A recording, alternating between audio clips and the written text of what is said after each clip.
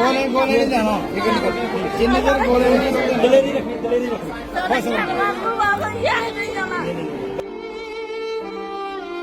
गल नहीं परवाह नहीं करनी होंगी ये लड़ गए ये कन्नै पाकिस्तान की जवाब दे के अस ठीक है ना गोले के मेरे घर खज्जल खराबी तो है ये बैंक नहीं बढ़ो ये ही बढ़ो साढ़े घर बार बर्बाद हुई है गोले पे मुल्क नहीं निशानी है साढ़े खेतर गोले पे साढ़े बगान पे आके लग जाना घर। उसके बाद जो नुकसान हुआ है बड़ा क्लियर कट, उसका मुआवजा मिलेगा, उनको कंपनसेट होंगे या नहीं होंगे, वादा नहीं, आश्वासन नहीं। जंग होनी चाहिए नहीं होनी चाहिए, उनकी मर्जी है। जंग करने होगा तो माड़ा आखिर थोड़े बंद कर दियो, नहीं ये कर दियो तो कर दो। सारे है ना मरा दे सारे आने दी हैं मुंडियां कट्टी ने आने हुंदा के जा बाहर जाना वापस जाने की मर्जी बहुत है, जाना कैसे है। अचानक सीज फायर, एक बाहर की ताकत आती है, वो कहती है बंद करो बंद करो। वो क्या था साहब? आखना घरे मत खड़ाती मुक्की आ साड़ी माल मलेशिया खुला छोड़िया था, कोई पता नहीं गोलेंगे ना मरी जाते जिंदा है। ये गलती किसकी थी? जिम्मेदारी ले रहा है इसकी? तो मैं कहता हूँ मीडिया वालों ने जो हमें कुछ मीडिया हाउसेस ने जो हमें गुमराह किया है, टोटली जिम्मेदारी मीडिया पे डाल दी। देखो जो सियासतदान है और भी हैं, यस ऑब्वियसली जो एस्टेब्लिशमेंट है, जो सरकारें हैं वो भी जिम्मेदार हैं, और कुछ चैनल, एक या दो चैनल आप भी जानते हो कौन, जो कराची लाहौर तक पहुंच गए थे। क्रॉस बॉर्डर शेलिंग के बाद लोगों की सुध लेने के लिए मंत्री साहब पहुंचे हैं। क्या कुछ उनको आश्वासन दिए जा रहे हैं? क्या लोग चाहते हैं सरकार से? क्या उनके सवाल जवाब हैं? ये शेलिंग क्यों हुई? ये वॉर कॉन्फ्लिक्ट जोन में क्यों उनको धकेला गया? बहुत से सवाल हैं जिसके जवाब आज हम सतीश जी से बात कर लेंगे, और लोगों के सवाल भी पूछेंगे कि क्या कुछ आगे चाहते हैं वो। उन्होंने अपना फर्ज निभा दिया बॉर्डर पे रहने का। उम्र तुंदी 110 साल दस नहीं हुई है उनकी मर्जी है। जंग करने होगा तो माड़ा आखिर थोड़े बंद कर दियो, नहीं ये कर दियो तो कर दो।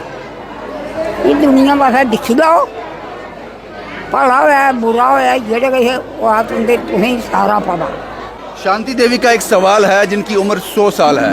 वो कहते हैं मैंने पूछा जंग होनी चाहिए या नहीं होनी चाहिए, जो जवाब उन्होंने दिया मैं लाजवाब हो गया, मेरे पास कोई आंसर नहीं है। वो कहते हैं मर्जी आपकी है, आप मेरी नहीं सुनोगे, लेकिन आम लोग, गरीब लोग, बॉर्डर पे बैठे वाले लोग इसका शिकार ज़रूर होते हैं। वो लोग हैं जो भारत की आंख हैं, जो बॉर्डर पे रहते हैं।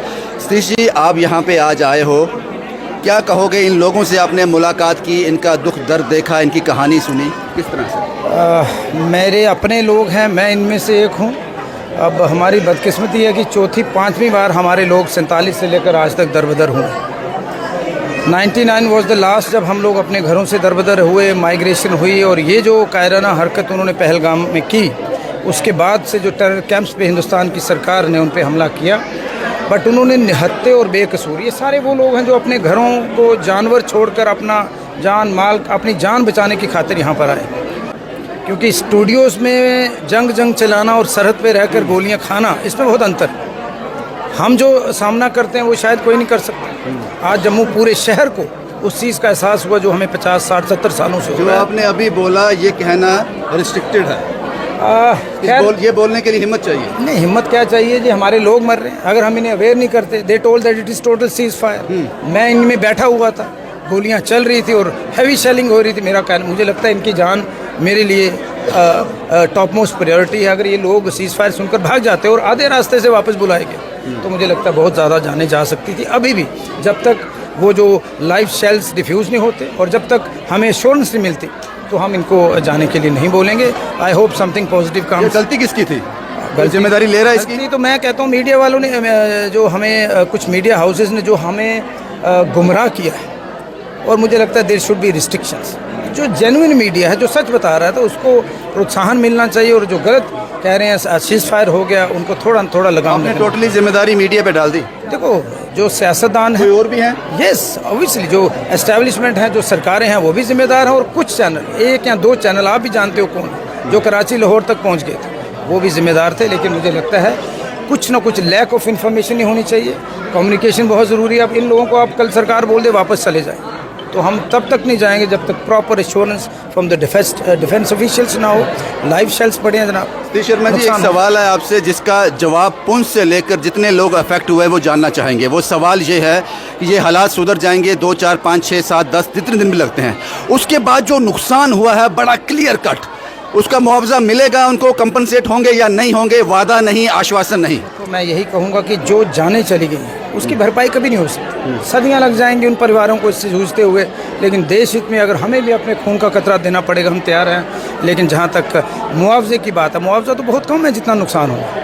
उमर अब्दुल्ला सरकार ने, उमर साहब ने एश्योरेंस किया कि 10 लाख एक जान का वो कुछ भी नहीं होता, लेकिन उसके बावजूद जो इनके मवेशियों का नुकसान हुआ है, जो इनके घरों का नुकसान हुआ है, सरकार किसी हद तक की जाएगी उनकी मदद करने के लिए। जी, हम फॉलो अप करते हैं। जो आपने अभी कहा वो होगा ना? 100% होगा, 100% होगा।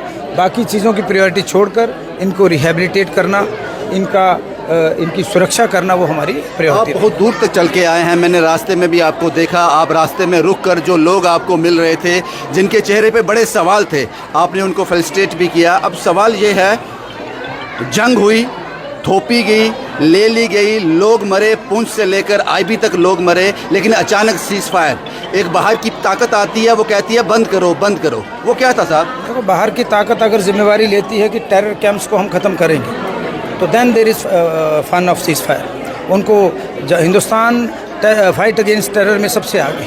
अगर वो श्योर करते हैं किंग अब्दुल्ला एंड ट्रंप कि हम वो टेरर कैंप्स ख़त्म करेंगे, तो मैं मानूंगा कि in true sense cease fire हुआ। लेकिन सीज फायर के बावजूद हैवी शेलिंग हुई है यहाँ पर। तभी अगर आपके और मेरे घर में झगड़ा हो रहा है तो बीच में तीसरा आके क्या कर सकता है? ये आपको ये बात मुझे समझ नहीं आ रही है। एक बात थोड़ा इस पे देखो, मुझे लगता है शुरुआत तो हम लोगों ने की थी ना, कि हमने एक बदला लेना था कि वो 26-23 लोगों का। ये बंद करने वाले कौन आ गए? बर्बरता जो सियासी फैसला था। बर्बरता जो है और इंसानियत की हत्या जो है वो आपके और हमारे सामने, उसका बदला तो बनता था। और उसको एश्योर किया गया कि हम सिविलियंस को और मिलिट्री एस्टेब्लिशमेंट को टारगेट नहीं करेंगे, हम टेरर कैंप्स को करेंगे। लेकिन दुश्मन ने क्या किया? पुंछ पूरा शहर तबाह हुआ है। बदला कब लिया जाएगा पुंछ का?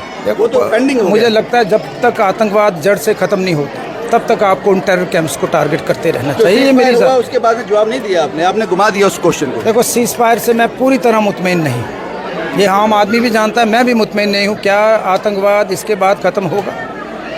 कुछ लोग जो हैं वो सुधर नहीं सकते। They will again do it. मैं personally, not as a minister, as a border resident, क्योंकि मैं इनमें से एक हूँ, ये मेरे अपने हैं। मैं ये चाहूँगा अभी उस पर पूर्ण विराम लगाना ठीक नहीं। तो किस तरह से इनको फेलिसिटेट किया जा रहा है? क्या क्या ध्यान रखा जा रहा है इनके लिए? मेडिकल और सब चीज़ें? देखो, मेडिकल कैंप्स लगाए जा रहे हैं, खाने की पूरा ध्यान रखा जा रहा है, पानी का जो है ध्यान रखा जा रहा है। उसके बावजूद जो छोटी मोटी समस्या इनकी है, फ़िलहाल तो 1-2 दिन हमें जान बचानी है, रोटी पानी की इस व्यवस्था है। उसके बाद अगर ज़रूरत पड़ी तो इनकी पढ़ाई का, हेल्थ का, ट्रांसपोर्टेशन, मेरे ख्याल फर्स्ट टाइम हुआ है कि लोगों को गाड़ियाँ मुहैया किया है। कंग्रेचुलेट एंटायर ट्रांसपोर्ट डिपार्टमेंट की, जिन्होंने सरहदी लोगों को ट्रांसपोर्ट की फैसिलिटी दी, बच्चों को दी।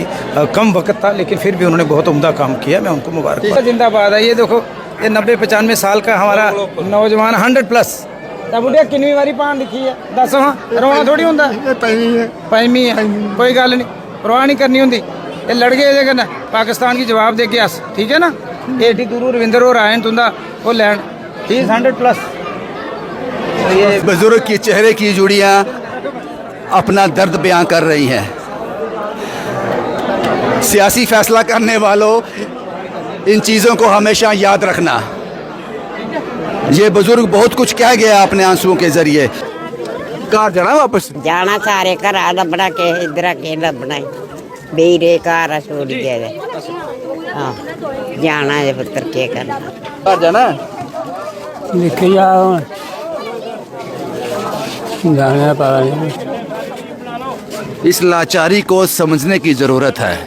जो ज़ुबान से बयान नहीं कर सकते, आंखें सब कुछ कह रही हैं।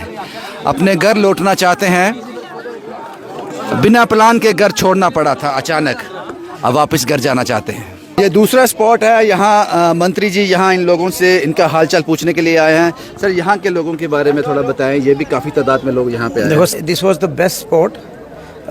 नाम तो नहीं मैं लूँगा कौन सा स्पॉट है, ये थोड़ा सा गड़बड़ हो जाती है। रेंज से थोड़ा बाहर है, अब मजबूरी है, जब तक आर्मी एश्योरेंस नहीं देती। मैंने बोला यहीं रुकना है आपने, खाने की कोई परेशानी नहीं है, वॉशरूम्स अवेलेबल हैं, पानी अवेलेबल है। इनिशियली जब आप माइग्रेट हो तो 2-4-5 दिन यही चीज़ों की वो रहती है, उसके बाद वापसी का तभी हो पाएगा जब once army gives us clearance. Border के लोग चाहते हैं कि उनके पास बंकर नहीं है। बिल्कुल, अगर जब भी कोई इस तरह की फायरिंग होती है ऑन स्पॉट पीछे भागना मुश्किल है, तो उसके लिए सर कुछ सोचा जा रहा है? उसके लिए मैंने आज सुबह एक चीज़ अपने मन में सोची और एसडीएम और बाकी अफसर से की थी, कोई भी आदमी अगर बॉर्डर पे मकान बनाना चाहता है, first priority condition will be मोर्चा होना चाहिए वहाँ पर। एक अपना सेल्फ बंकर जो होता है छोटा, अपने घर में ही बना सकते हैं छिपने के लिए, उसके अलावा गवर्नमेंट और आर्मी उनसे हम अलग मदद लेंगे, क्योंकि ये मिलजुल के काम होगा। वो रहना तो है, हमने छोड़ना तो बॉर्डर है नहीं, हमने सदियों से रह रहे हैं और पिछले 75 साल से तो खुसूसी तौर पर रह रहे हैं। आर्मी के साथ कंधे से कंधा मिलाकर हमें उनको कॉम्प्लीमेंट करना है। सतीश जी, आपको लगता है कि अगर 5, 7, 10 घर के लिए एक बड़ा बंकर भी बन जाए तो चीज़ें आसान हो जाएंगी? क्योंकि ये ऐसी चीज़ है 100% जो फायरिंग से जुड़ी हुई है 100%। और ये फायरिंग आगे बंद होने वाली नहीं। उसके लिए हम मेंटली प्रिपेयर हैं। We don't trust our enemy, करना भी नहीं चाहिए जो वो करते हैं।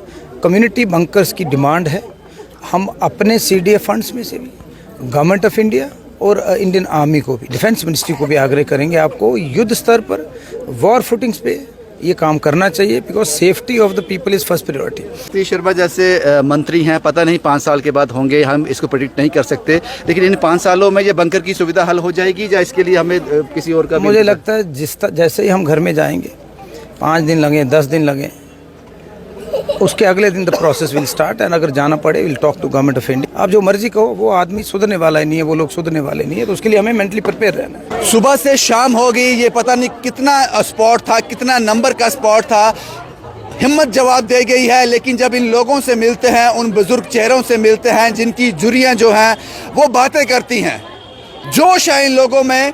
आइए मैं आपको ये तस्वीरें भी दिखाता हूँ, किस अंदाज में ये लोग रहते हैं अपना घर छोड़कर भी। जाना वापस बस के लेना ना से साढ़े घर बार बर्बाद हुई है गोले पे, मुल्क नहीं निशानी है साढ़े खेतर गोले पे, साढ़े बगान ते ही पे है के लेना जाना घर।